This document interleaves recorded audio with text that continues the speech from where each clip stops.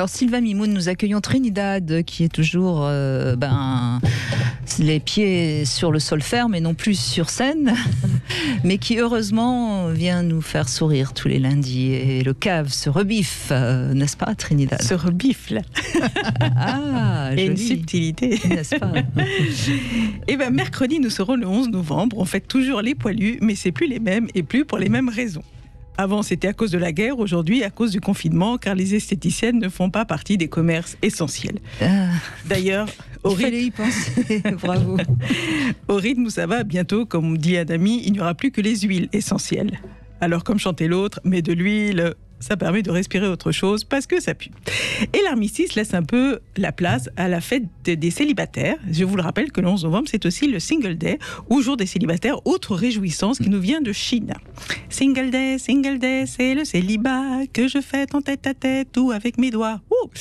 Et cette année, avec le confinement, on risque d'être nombreux à le fêter. Les réseaux sociaux ne peuvent plus aboutir à une rencontre. En ce moment, les seuls mots qu'on entend sont présentiel et distanciel, qui n'est pas la distance qui nous sépare du ciel, quoique, mais de l'autre.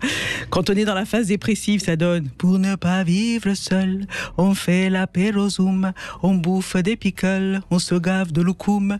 Dans la phase positive, c'est plutôt « Zoom, notre vie est en Zoom, de peur de faire atchoum et de finir aux urgences ».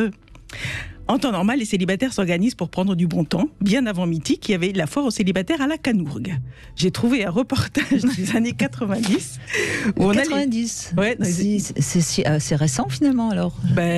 J'aurais cru plus ancien.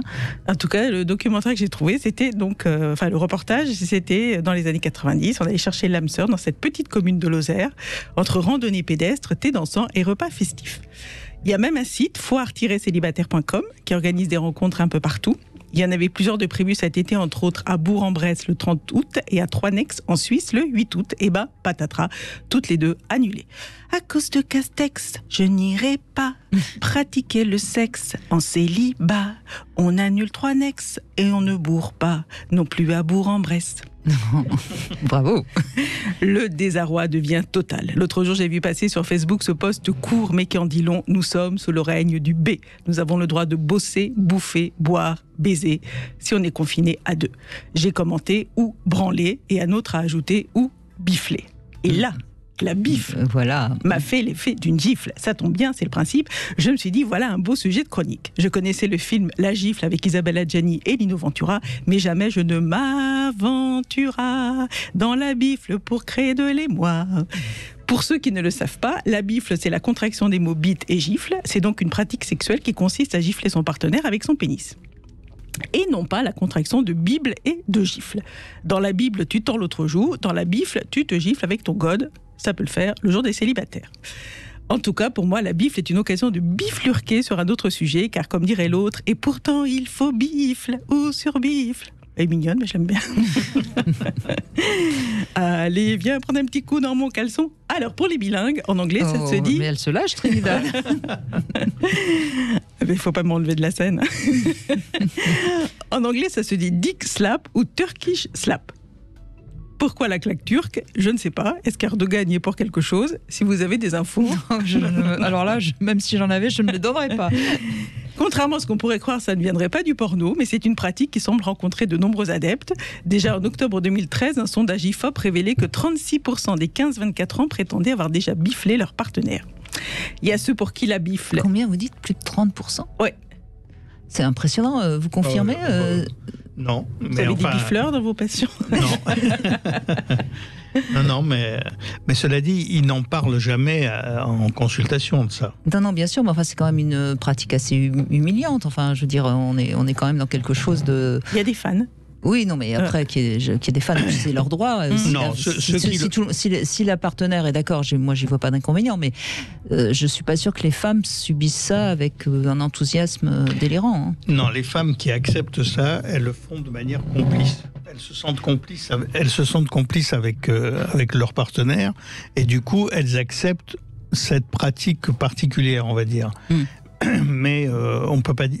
Se dit, ça fait pas réellement mal. Non. C'est plus le côté un peu humiliant enfin voilà, mais sinon ça fait pas mal. Hein. Oui. Elle est dure votre verge, mais n'exagérons rien non plus. Hein. C'est pas la barre de fer. On est d'accord. Donc il n'y a pas de souci. Mais c'est vrai que mais ce que l'homme qui fait ça ou le couple qui agit avec ça, c'est plus une complicité entre eux, c'est tout. D'accord, mais enfin plus de 30%, ça fait quand même une personne sur trois. Et puis c'est des jeunes, hein. C'est des jeunes. Oui, 15, ça c'est sûr. Oui, non, mais ça c'est sûr. Bon, enfin, ça vient des films porno quand même. Hein. Oui, bien sûr. Alors ils disent que non. Ce que j'ai trouvé, voilà. Mais en tout cas, ça s'alimente. Alors, il y a ceux pour qui la bifle est ludique, a un effet positif sur la qualité de l'érection. Il y a même un journaliste qui pense que la bifle, c'est le sexe du 21e siècle. Mais elle est très utilisée dans les bizutages, surtout chez les pompiers qui, dans l'intimité, remplacent la lance à incendie par leur pénis. Allumez le feu. Mais attention, parfois le cave se rebifle. Et quand l'autre n'est pas consentant, la bifle devient une agression sexuelle passible de peine de prison ou d'amende, ce qui a été le cas pour un pompier.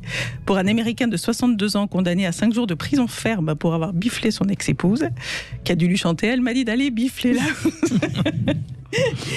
Ou encore, ces 2 élèves d'un lycée de Roubaix exclus de leur établissement et condamnés à 4 et 2 mois de prison avec sursis.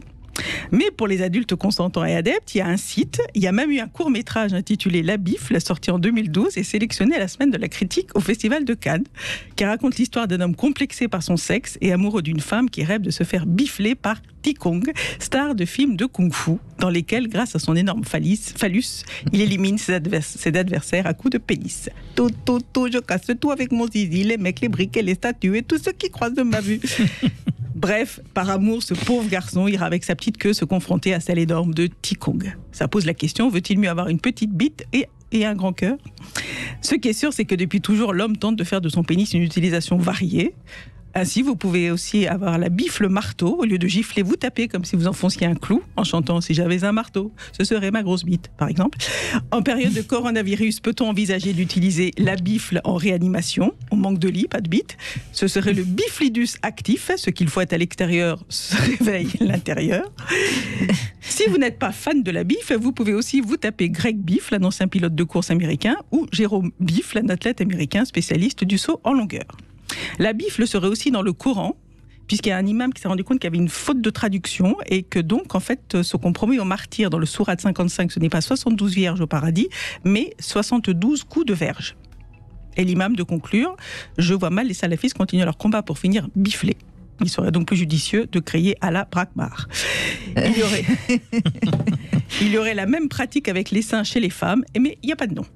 Je propose la nifle, contraction entre nichon et gifle, ou les robifles, contraction entre les Robert et la gifle. Si vous avez d'autres propositions. On va y réfléchir. En attendant, comme le chantait Julio, viens me bifler, avant de t'en aller ce soir, viens me bifler. Voilà. Déchaînée. Trinidad, vous êtes déchaînée. Bravo. En tout cas, bravo. Vous nous avez bien fait rire. Mais c'est vrai que c'est une pratique. Moi, je suis vraiment. Enfin, je connaissais, hein, mais je suis vraiment surprise du pourcentage. Mais alors, bien sûr, c'est chez les jeunes, mais c'est des modes, hein, de toute façon. Oui, c'est des modes. C'est des modes. Bon, les jeunes, on peut dire qu'ils ont des érections facilement, qui viennent et qui tiennent. Et donc, c'est un jeu nouveau pour eux. Oui, c'est vrai qu'une bifle avec un sexe mou... ça perd tout son sens. On est d'accord, oui. Exactement. C'est un combat de nouilles.